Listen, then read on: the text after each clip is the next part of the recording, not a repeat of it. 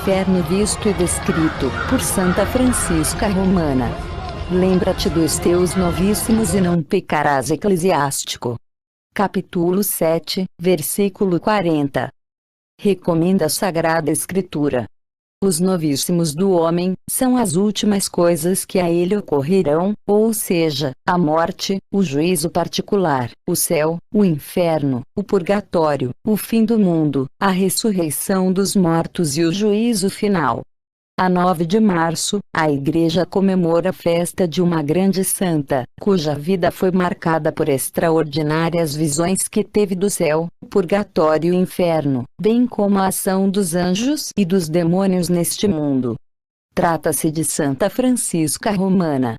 Nasceu ela em 1384, da nobre família dos Brussa. Com apenas 12 anos, levava já uma vida extraordinária.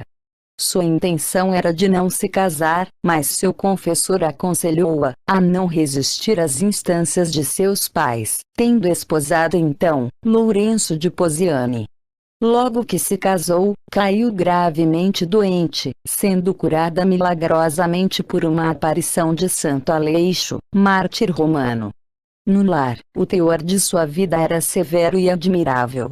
Desde o seu restabelecimento, Francisca dedicou-se largamente às obras de caridade. Junto à cunhada Vanosa, pedia esmola de porta em porta, para dar aos pobres nas vias públicas, em zonas onde não era conhecida. Deus abençoou seu matrimônio, concedendo-lhe 6 filhos. O falecimento do filho João, ainda criança, constituiu uma das alegrias de sua existência. Teve ele uma morte extraordinária, e disse ao expirar: "Vejo Santo Antônio e Santo Onofre, que vêm buscar-me para me levarem ao céu." Vários fatos de transcendência pública influenciaram sua vida. A tomada de Roma pelo rei de Nápoles, que desencadeou uma série de catástrofes sobre sua família. O exílio do Papa Eugênio IV, em virtude da guerra entre florentinos e milaneses, etc. Ainda em casa do esposo, congregou em torno de si muitas senhoras da melhor sociedade romana, com o fim de se animarem na prática da piedade e virtudes cristãs. Formou-se a primeira organização de senhoras que, em 1431, recebeu uma regra própria, dando origem às Oblatas de Santa Francisca Romana, cujo pequeno convento tinha o pitoresco nome de Tordes Pesci. Após a morte do marido, juntou-se às suas filhas espirituais, conduzindo-as aos hospitais e às casas dos pobres.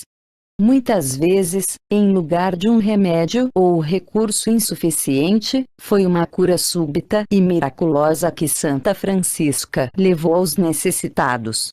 Deus a consolou com revelações e comunicações místicas sobre a vida de Nosso Senhor Jesus Cristo e Maria Santíssima. Tornou-se célebre por seus milagres e dons de cura. Restituiu a vista aos cegos, a palavra aos mudos, a saúde aos doentes, e libertou muitos possessos do demônio. Santa Francisca teve o pressentimento de sua morte e preveniu seus amigos. Pedia a Deus que a levasse desta vida, pois não queria ver as novas crises que já começam a assaltar a Santa Igreja. Caiu enferma, vindo a falecer em 1440. Na vida dessa mística italiana, as visões ocupam um lugar saliente. A propósito do que a santa viu sobre o inferno, o célebre escritor católico francês Ernest apresenta um apanhado sucinto e sugestivo em sua obra Physionomie des Saints, o qual exporemos abaixo. Inúmeros suplícios, tão variados quanto os crimes, foram mostrados à santa em detalhes. Por exemplo, viu ela o ouro e a prata serem derretidos e derramados na boca dos avarentos. A hierarquia dos demônios, suas funções, seus tormentos, os diversos crimes aos quais presidem, foram-lhe apresentados. Viu Lúcifer, chefe general dos orgulhosos, rei de todos os demônios e preceitos, rei muito mais infeliz do que os próprios súditos. O inferno é dividido em 3 partes: o superior, o do meio e o inferior. Lúcifer encontra-se no fundo do inferno inferior. A Lúcifer, chefe universal, subordinam-se 3 outros demônios, os quais exercem império sobre os demais. 1. Asmodeu, que preside os pecados da carne, e era antes da queda um querubim. 2. Mamon, que preside os pecados da avareza, era um trono. O dinheiro fornece, ele sozinho, uma das 3 grandes categorias. 3. Beelzebul preside aos pecados de idolatria. Tudo que tem algo a ver com magia, espiritismo, é inspirado por Beelzebul. Ele é, de um modo especial, o príncipe das trevas, e mediante as trevas ele é atormentado e atormenta suas vítimas. Uma parte dos demônios permanece no inferno, a outra no ar, e uma terceira atua entre os homens, procurando desviá-los do certo caminho. Os que ficam no inferno dão ordens e enviam seus embaixadores. Os que residem no ar agem fisicamente sobre as mudanças atmosféricas e telúricas, lançando por toda parte suas más influências, empestando o ar, física e moralmente. Seu objetivo é debilitar a alma. Quando os demônios encarregados da terra veem uma alma enfraquecida pelos demônios do ar, eles a atacam no seu ponto fraco, para vencê-la mais facilmente.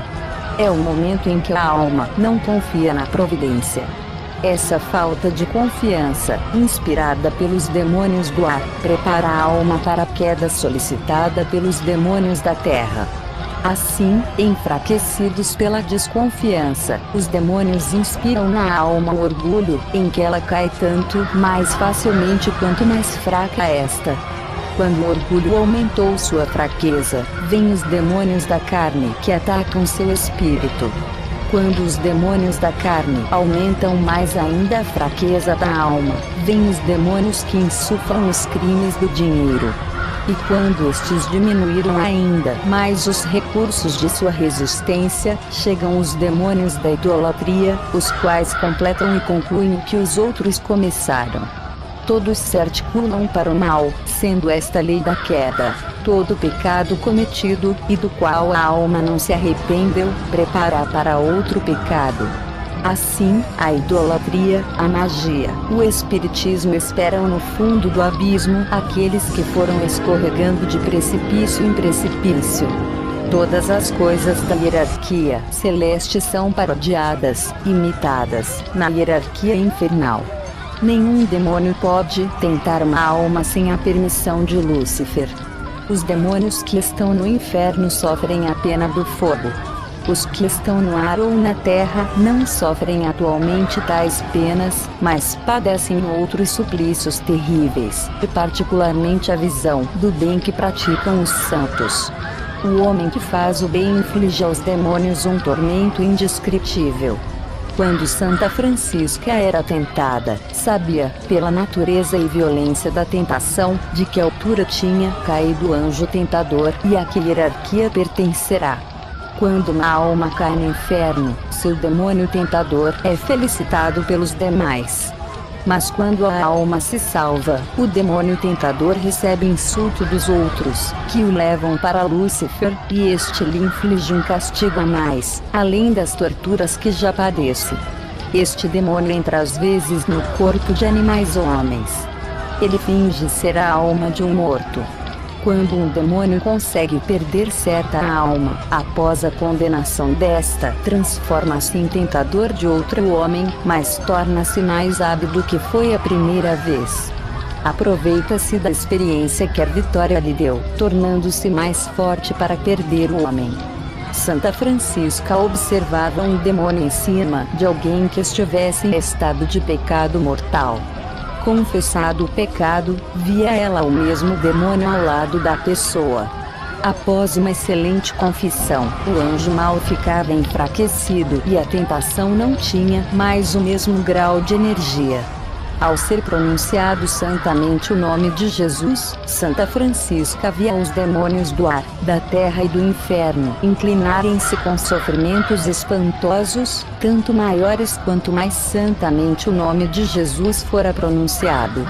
Se o nome de Deus é pronunciado em meio a blasfêmias, os demônios ainda assim são obrigados a se inclinar, mas um certo prazer é misturado à dor causada pela homenagem que são obrigados a render. Se o nome de Deus é blasfemado por um homem, os anjos do céu inclinam-se também, testemunhando um respeito imenso. Assim, os lábios humanos, que se movem tão facilmente e pronunciam tão levianamente o nome terrível, produzem em todos os mundos efeitos extraordinários e ecos, dos quais o homem não é capaz de compreender nem a intensidade nem a grandeza. Santa Francisca Romana, rogai por nós.